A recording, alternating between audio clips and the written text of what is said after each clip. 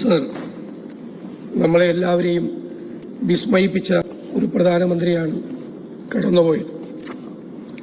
ലോകം മുഴുവൻ ആദരിച്ച ഒരു സാമ്പത്തിക ശാസ്ത്രജ്ഞനായിരുന്നു അദ്ദേഹം.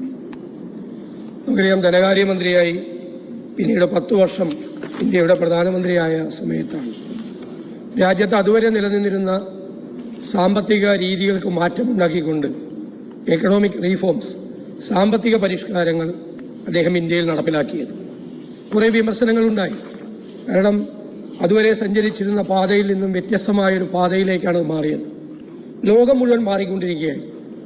ഒരു ഗ്ലോബൽ വില്ലേജായി ലോകം മുഴുവൻ മാറുന്ന അവസരത്തിൽ ആ ലോക സാമ്പത്തിക ക്രമങ്ങളുടെ മാറ്റത്തിനനുസരിച്ചുള്ള ചില മാറ്റങ്ങൾ നമ്മുടെ പരിമിതികൾക്കുള്ളിൽ നിന്നുകൊണ്ട് ഉൾക്കൊള്ളേണ്ട ആവശ്യം നമുക്കന്നുണ്ടായിരുന്നു.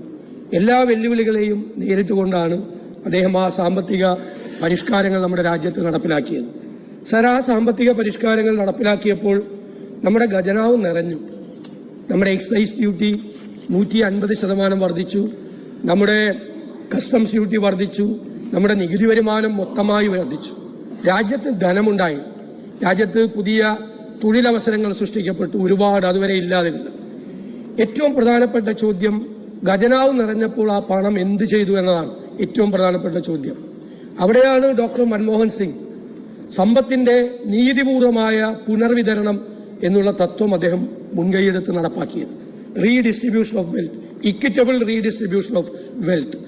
അതിന്റെ ഭാഗമായിട്ടാണ് 2004 ഇന്ത്യൻ നാഷണൽ കോൺഗ്രസ് തെരഞ്ഞെടുപ്പിൽ മത്സരിച്ചപ്പോൾ ആ മാനിഫെസ്റ്റോയിൽ, കോൺഗ്രസ് മാനിഫെസ്റ്റോയിൽ ഉണ്ടായിരുന്ന മഹാത്മാഗാന്ധി ഗ്രാമീണ തൊഴിലുറപ്പ് പദ്ധതി അദ്ദേഹം നടപ്പിലാക്കി ഇന്ത്യയിലെ വിദൂര ഗ്രാമങ്ങളിലെ പാവപ്പെട്ടവന്റെ വീടുകളിൽ തീ പുകയ്ക്കാനുള്ള അവസരം ഉണ്ടാക്കിയത്.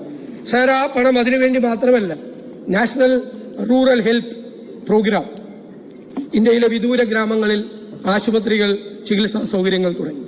റൈറ്റ് ടു എഡ്യൂക്കേഷൻ കൊണ്ടുവന്ന് ഒരുപാട് വിദ്യാലയങ്ങൾ, അധ്യാപകരുടെ ക്രിയേഷൻ ഓഫ് പോസ്റ്റ്, ഇതെല്ലാം അദ്ദേഹം ഉണ്ടാക്കി.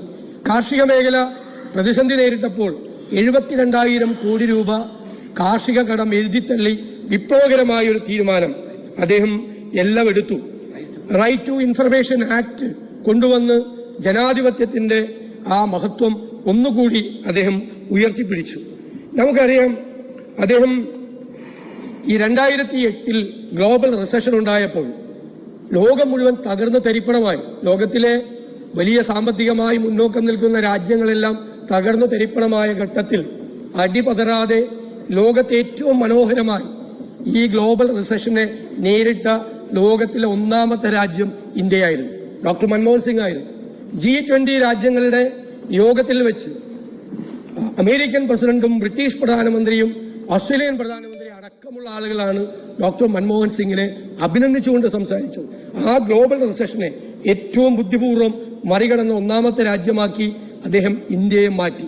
സർ, അദ്ദേഹത്തിന്റെ വലങ്കൈയായിരുന്ന, എന്നും അദ്ദേഹത്തിന്റെ കൂടെ ഉണ്ടായിരുന്ന മൊണ്ടേക് സിംഗ് അലുവാലിയ ബാക്ക് സ്റ്റേജ് എന്നുള്ളൊരു മനോഹരമായ ഒരു പുസ്തകം എഴുതിയിട്ടുണ്ട്. ആ പുസ്തകത്തിൽ അദ്ദേഹം ഒരു കാര്യം പറയുന്നുണ്ട്. 10 വർഷത്തെ പ്രധാനമന്ത്രി പദത്തിൽ നിന്നും ഇറങ്ങിപ്പോകാൻ നേരം 1 മാസം മുമ്പ് അദ്ദേഹത്തിനറിയാം അദ്ദേഹം ഇനി തുടരുന്നില്ല.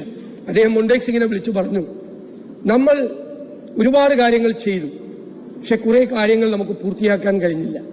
രാജ്യത്തിന് അനിവാര്യമായ ചില കാര്യങ്ങൾ ഉണ്ടായിരുന്നു, നമുക്ക് ചെയ്യാൻ പറ്റാതെ പോയത്. താങ്കൾ എനിക്കതൊരു കുറിപ്പായി, ഒരു നോട്ടായി അത് എഴുതി തരണം എന്ന് പറഞ്ഞു. അദ്ദേഹം എഴുതി കൊടുത്തു. പ്രധാനമന്ത്രി പദത്തിൽ നിന്ന് ഇറങ്ങിയതിനു ശേഷം ഒരു ഡിന്നറിൽ വെച്ച് ഒരു കൂടി കണ്ടപ്പോൾ മൊണ്ടേക് സിംഗ് അലുവാലിയെ ചോദിച്ചു, എന്തിനാണ് അങ്ങ് ചെയ്യാൻ പറ്റാത്ത കാര്യങ്ങൾ എന്നോട് എഴുതി വാങ്ങിച്ചത് എന്ന് ചോദിച്ചു. അപ്പോൾ അദ്ദേഹം പറഞ്ഞൊരു മറുപടി ഉണ്ട്, പുതിയ ഭരണാധികാരിക്ക് കൈമാറാൻ വേണ്ടിയിട്ടാണ് എന്നാണ്. സാർ, ഞാൻ അത്ഭുതപ്പെട്ടു. നമ്മൾ ആരും ഒരുപക്ഷെ ചെയ്യാത്ത ഒരു കാര്യം, നമുക്ക് ചെയ്യാൻ പറ്റാതെ പോയ കുറെ കാര്യങ്ങൾ നമുക്ക് പിന്നാലെ വരുന്ന ഭരണാധികാരിക്ക് കൈമാറാനുള്ള ആ വിശാലമായ ഒരു മനസ്സ് നമ്മളെല്ലാം വിസ്മയപ്പെടുത്തുന്ന ഒരു മനസ്സാണ്. എല്ലാത്തിലും ഉപരിയായി രാജ്യസ്നേഹവും ഈ രാജ്യത്തോടുള്ള കൂറും ഭരണഘടനാ മൂല്യങ്ങൾ ഉയർത്തിപ്പിടിച്ചുകൊണ്ട്, രാജ്യത്തിന്റെ ജനാധിപത്യം ഉയർത്തിപ്പിടിച്ചുകൊണ്ട്, രാജ്യത്തിന്റെ മതേതരത്വം ഉയർത്തിപ്പിടിച്ചുകൊണ്ട്, രാജ്യത്തെ ജനങ്ങളുടെ കണ്ണീരൊപ്പാൻ, സങ്കടങ്ങൾ മാറ്റാൻ, വിഷമങ്ങൾ മാറ്റാൻ, അവരുടെ ജീവിത നിലവാരം ഉയർത്താൻ അദ്ദേഹം നടത്തിയ ശ്രമങ്ങൾ ചരിത്രത്തിന്റെ ഭാഗമായി മാറിക്കഴിഞ്ഞു. അദ്ദേഹത്തിന്റെ വേർപാടിൽ അഗാധമായ ദുഃഖം രേഖപ്പെടുത്തുന്നു. അദ്ദേഹത്തിന്റെ കുടുംബാംഗങ്ങളോടും എല്ലാവരോടും ഉള്ള അവരുടെ വേദനയിൽ ഞാനും എൻ്റെ പാർട്ടിയും പങ്കുചേരും.